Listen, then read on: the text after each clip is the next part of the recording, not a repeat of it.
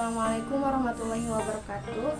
Perkenalkan, kami dari kelompok 10 yang beranggotakan saya sendiri, Jarang Nurjana, bersama rekan saya, Dunia Rosmiati. Kami di sini akan memaparkan sedikit materi tentang analisis biaya relevan dan titik impas. Pengertian biaya relevan. Menurut Mulyadi, pada tahun 2001, biaya relevan adalah biaya masa yang akan datang yang diperkirakan akan berbeda atau terpengaruh oleh suatu pengambilan keputusan pemilihan di antara berbagai macam alternatif. Biaya relevan adalah biaya yang terjadi di masa mendatang dalam berbagai alternatif untuk pengambilan keputusan manajemen. Biaya relevan biasa disebut sebagai biaya diferensial yang merupakan biaya yang memiliki alternatif yang berbeda-beda. Biaya diferensial merupakan biaya yang berbeda pada berbagai alternatif pengambilan keputusan yang mungkin untuk dipilih. Dalam pengambilan keputusan, biaya diferensial dibandingkan dengan penghasilan diferensial untuk menentukan besarnya laba diferensial. Yang kedua, biaya traceable. Biaya traceable merupakan biaya yang dapat diakui jejaknya pada produk, pesanan, pusat biaya, departemen, atau divisi tertentu di dalam suatu perusahaan. Yang ketiga, biaya kesempatan atau opportunity cost merupakan biaya penghasilan atau penghematan biaya yang dikorbankan karena dipilihnya satu alternatif tertentu, sehingga penghasilan atau penghematan biaya tersebut perlu diperhitungkan sebagai biaya pada alternatif tertentu. Langkah-langkah analisis biaya relevan. Yang pertama, menghimpun seluruh biaya yang berkaitan dengan masing-masing alternatif yang dipertimbangkan. Yang kedua, mengeliminasi sunk cost. Yang ketiga, mengeliminasi biaya yang tidak berbeda di antara alternatif yang diperhitungkan. Yang keempat, mengambil kesimpulan berdasarkan data biaya lain yang tersisa. Ciri-ciri biaya relevan. Yang pertama, biaya dapat dihindari dengan suatu keputusan manajemen. Yang kedua, biaya tersebut belum terjadi. Yang ketiga, biaya yang akan terjadi nilai berbeda untuk setiap alternatif. Dan yang terakhir, biaya tersebut benar-benar memberi pengaruh di dalam keputusan. Selanjutnya, titik impas atau break-even point. Titik impas atau break-even point adalah posisi di mana perusahaan tidak memperoleh laba dan tidak menderita kerugian. Menurut Jarwanto dalam buku Dr. Haji Rusdiana MM, break-even point adalah suatu keadaan impas, yaitu apabila telah disusun perhitungan laba dan rugi suatu periode tertentu. Perusahaan tidak mendapatkan keuntungan dan tidak menderita kerugian. Selanjutnya ada manfaat break-even point. Yang pertama, alat perencanaan untuk menghasilkan laba. Yang kedua, memberikan informasi mengenai berbagai tingkat volume penjualan serta hubungan dengan kemungkinan memperoleh laba menurut tingkatan penjualan yang bersangkutan. Dan yang ketiga, untuk mengetahui hubungan volume penjualan yang diproduksi, harga jual, dan biaya-biaya yang dikeluarkan. Yang keempat, untuk mengetahui jumlah penjualan minimum atau dalam unit produk maupun satuan uang. Yang kelima, mengevaluasi laba dari perusahaan secara keseluruhan. Yang keenam, mengganti sistem laporan yang tebal dengan grafik yang mudah dibaca dan dimengerti. Yang ketujuh, sebagai bahan pertimbangan untuk menentukan harga jual. Dan yang kedelapan, sebagai bahan atau dasar pertimbangan dalam pengambilan. Selanjutnya C, kelemahan break-even point. Kelemahannya terletak pada tiga hal, yaitu yang pertama, asumsi tentang linearity. Tingkatan penjualan yang melewati suatu titik tertentu hanya akan dicapai dengan jalan menurunkan harga jual per unit. Hal ini tentu saja akan menyebabkan garis revenue tidak akan lurus.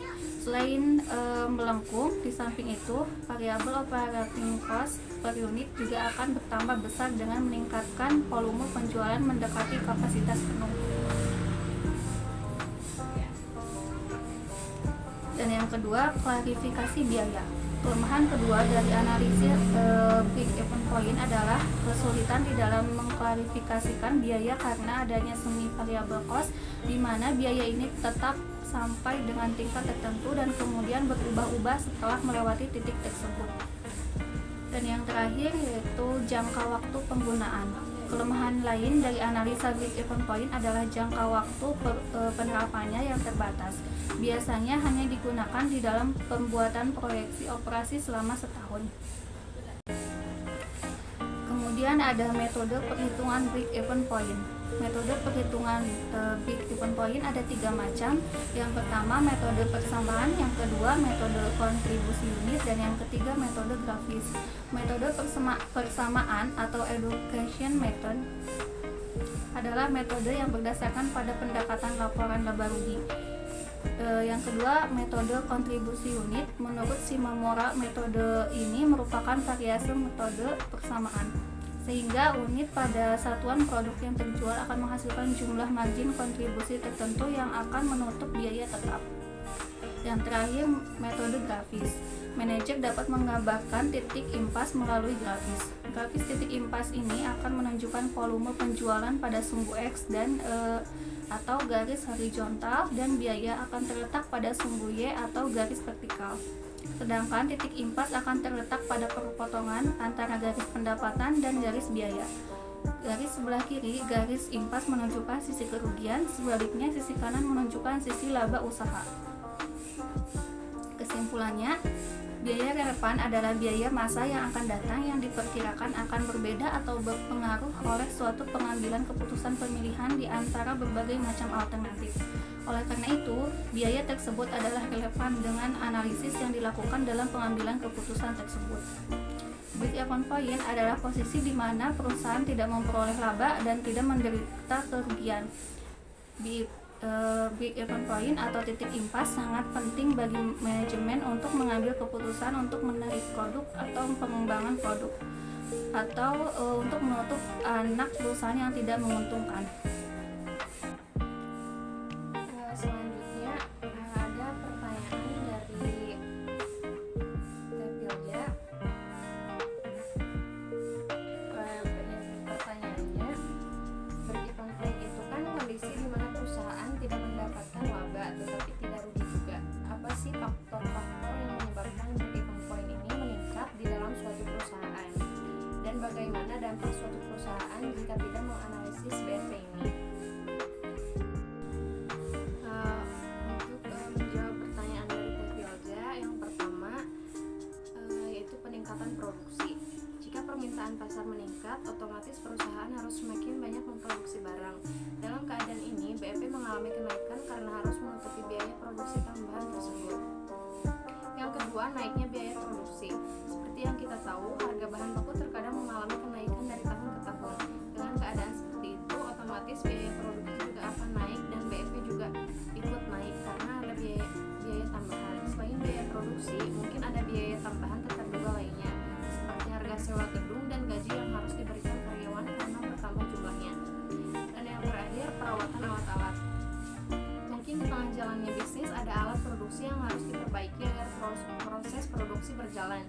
Tambahan biaya ini juga mempengaruhi BEP yang otomatis juga ikut naik.